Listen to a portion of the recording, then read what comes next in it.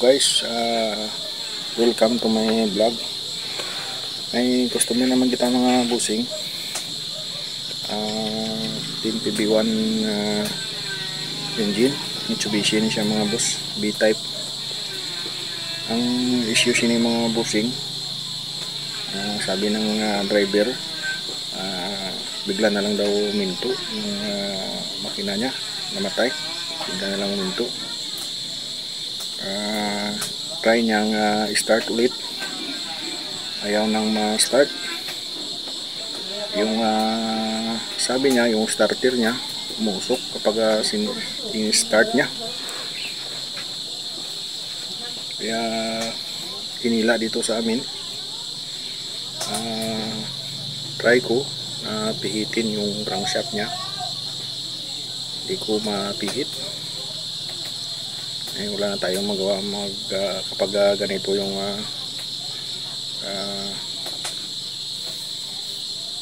makina. Sabi ko, baklasin na lang natin yung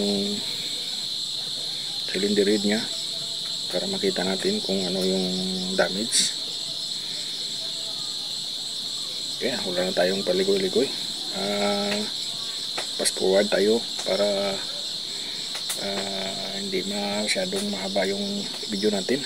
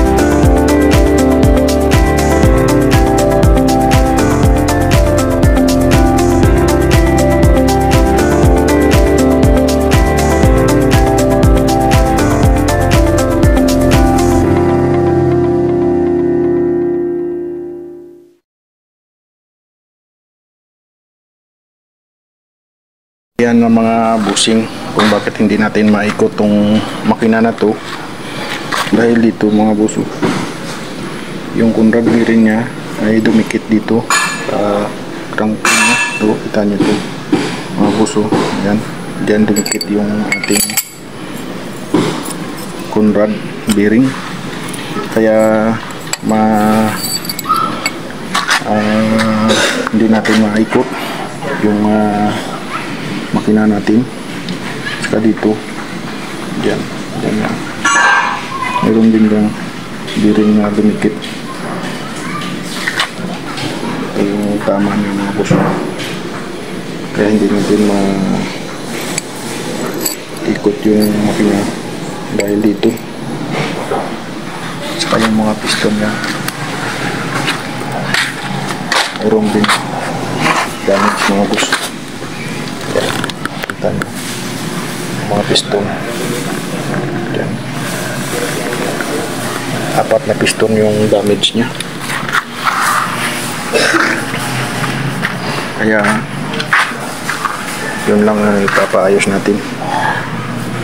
Palit tayo ng liner na 4 sa piston, 4.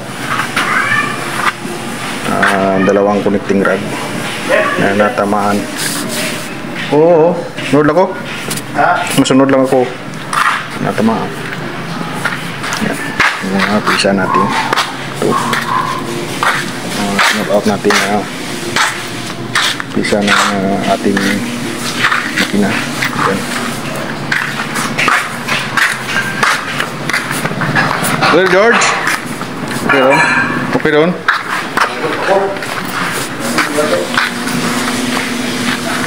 Pa gwapo ko para nga kuan. Para gwapo ya pagkita. Part po na lang natin kung pag-assemble mga busing. Hindi pa nakaarating yung ating mga pisa. Dala pa natin to sa machine shop. Okay. Yun.